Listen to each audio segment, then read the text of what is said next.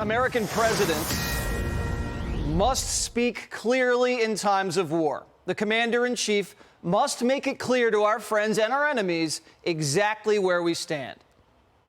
We will not only defend ourselves to the uttermost, but will make it very certain that this form of treachery shall never again endanger us. Mr. Gorbachev, tear down this wall. We will reinforce old alliances and form new ones and unite the civilized world against radical Islamic terrorism, which we will eradicate completely from the face of the earth. So President Biden, who flew to Israel and hugged their leader, vowing U.S. full support, today called for a ceasefire. Is the U.S. supporting the hostages for a ceasefire deal? Why did you? We should have a ceasefire. Not a ceasefire. We should have those hostages released, and then we can talk. All right, so in the last 3 days, Joe Biden has said Israel should delay ground operations, then Israel should have a ceasefire, then Israel should not have a ceasefire, and then wait until hostages are released, and then we can talk. Joe Biden doesn't have the verbal precision or the backbone to lead our country in a dangerous world. It's now been reported that Joe Biden is forcing the Israelis to delay ground operations, handing a major victory to terrorists.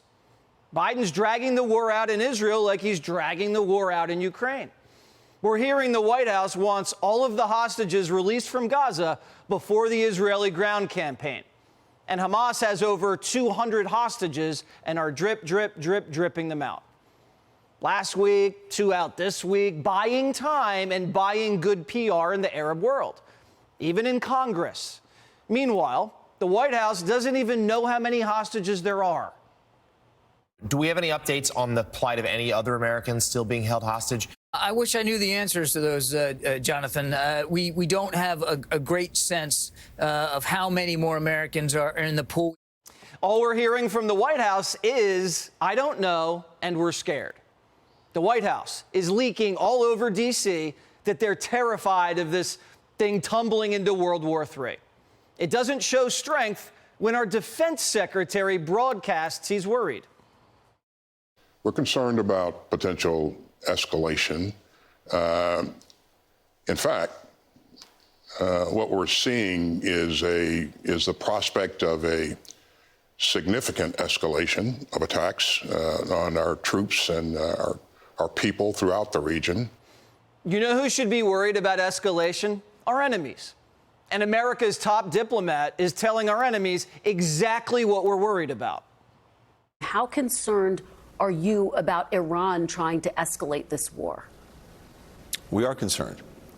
In fact, we expect that there's a likelihood of escalation by Iranian proxies directed against our forces, directed against our personnel. This is not what we want, not what we're looking for. We don't want escalation.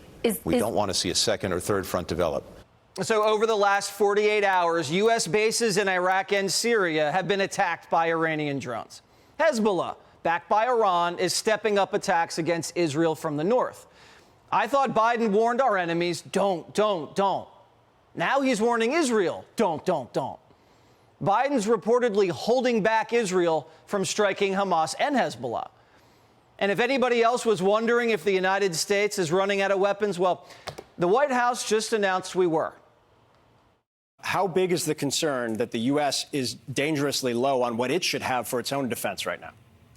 Well, of course it's a concern. It's something that we watch very, very closely. And with every single aid package that goes to Ukraine and now Israel, the Department of Defense has to do an assessment to make sure that we can continue to meet our own war plans, our own operational needs. So Biden's running out of bullets, running out of money, and running his mouth. Here's why we're in this mess. Biden was totally unprepared. Right when he came into office, he pulled most of our air defenses from the Mideast. The Patriot anti-missile batteries disappeared because Biden said the Iranians were good little boys. Now Iranian proxies are firing missiles all over the desert, and Biden's caught with his pants down. Biden's telling Israel, don't launch the ground invasion until we can put our missile defense systems back in the region. Because if this thing escalates, we're not prepared. So Joe's pushing a ceasefire because he didn't see this coming. Just like he didn't see the Taliban taking over Afghanistan, just like he didn't see the Russians or the Chinese or the cartels. Now the terrorists have the clock on their side. They're digging their tunnels deeper. More arms shipments are coming in, and all Israel is doing is launching airstrikes, which then Hamas films, and then so-called civilians crawl out of the rubble and they hand the tape to Al Jazeera, and the Arab world explodes. Mobs swarm our embassies. Mobs swarm our cities. The Squad calls for ceasefires. And the ceasefires arrive. Biden's delivering the ceasefire that the Squad's called for. Biden wants to stop, talk, and shower both sides with cash. Biden gave a speech in the Oval Office, remember? Evil will keep rolling until it's confronted. And the president's already gone back on his word. Hey, Sean Hannity here. Hey, click here to subscribe to Fox News YouTube page and catch our hottest interviews and most compelling analysis. You will not get it anywhere else.